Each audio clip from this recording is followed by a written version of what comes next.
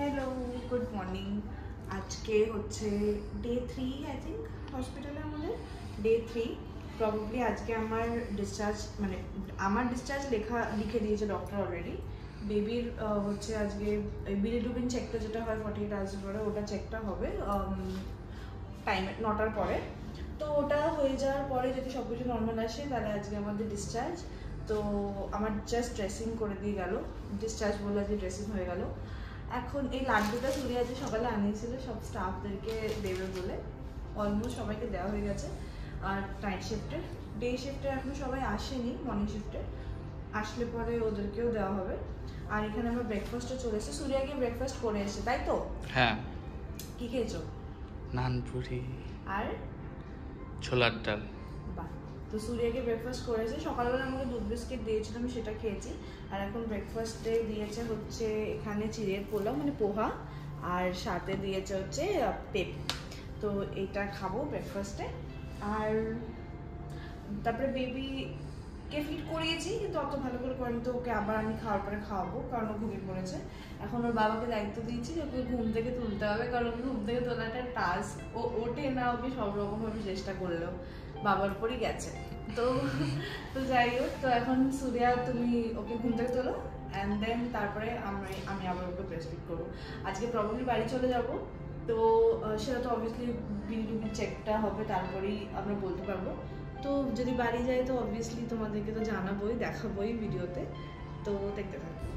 Hello, তো বেবির bilirubin check হয়ে গেছে নর্মাল, তো সেই জন্য হচ্ছে ডক্টর ডিসচার্জ লিখে দিয়েছে। তো আজকে আমরা বাড়ি যাচ্ছি। আমার ন্যান্তা পাখিটা এখানে জেগে জেগে কী করছে আমি জানি না, মানে ওর ফিড করে শুয়ে আছে বাট ঘুমায়নি, জেগে আছে। আর এদিকে ওর বাপটা শুয়েই কাটাচ্ছে দিন রাত্রি।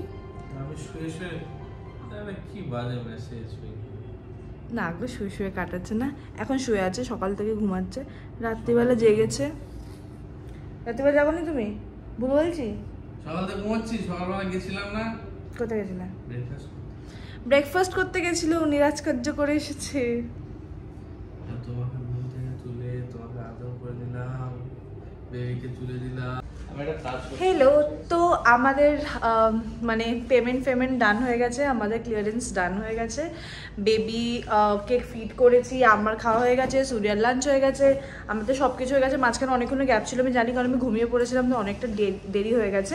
এদিকে এখন আমরা সব জিনিসপত্র মানে সূর্যাই গোছাচ্ছে, আমি তোমাদের সাথে ব্লগ করছি, তো মানে জিনিসপত্র গোছানো হচ্ছে। আর এখান থেকে আমাদের একটা ছোট্ট কেক দিয়ে গেছে, একটা ফটো তুলে নিয়ে গেছে। আর কালকে তো তোমাদেরকে দেখানো হয়েছিল, এইটা দিয়েছে এখান থেকে গিফট। আর এই সব কিছু হচ্ছে এখন প্যাকিং। তো এখন সব গোছাগুছি চলছে। আমাদের পুচকু শুয়ে আছে এখানে, আর পুচকুর বাপ তো রেডি হচ্ছে, রেডি করছে প্লাস রেডি হচ্ছে। পুচকুর বাপ না থাকলে যে মাটা কি করতো ভগবান জানে।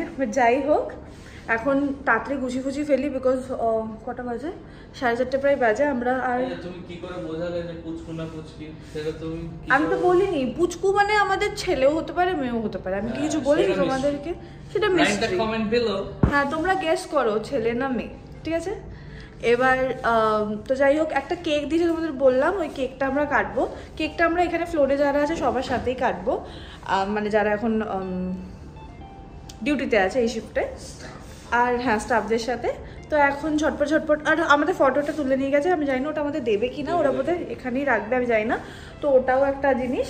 তো এখন ঝটপট আমরা কমপ্লিট করি প্যাকিং, তারপরে যখন বেরোবো আর যখন বাড়ি পৌঁছাবো তখন তো অবশ্যই তোমাদেরকে দেখাবো। আর এখন রেডি করি সব জিনিস। চলো টাটা।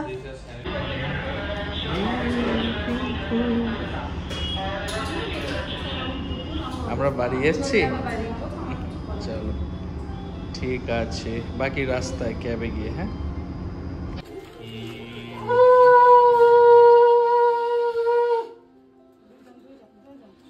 তুমি আগে তাড়াতাড়ি করো। না দুজন ঠিক আছে। তো ফাইনালি আমরা বাড়ি চলে গেছিলাম। সিজারের পরের দিনই আমাকে হচ্ছে ডিসচার্জ দিয়ে দিয়েছিল, বিকজ আমি মোটামুটি ভালো রিকভার করে নিয়েছিলাম। আমার শ্বশুরবাড়িতেই উঠেছিলাম, কারণ হচ্ছে আমি আর সুরিয়ার থেকে আলাদা থাকাটা জাস্ট নিতে পারতাম না। ভাই খুব সুন্দর করে সাজিয়ে টাজিয়ে রেখেছিল, মা বাবাও এসেছিল। ডাবলু কোথায় চলে গেছি?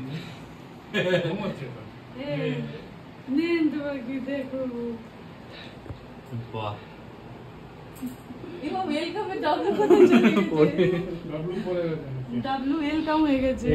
আশা করছি তোমরা এতক্ষণে বুঝেই গেছো আমার ছেলে হয়েছে না মেয়ে হয়েছে।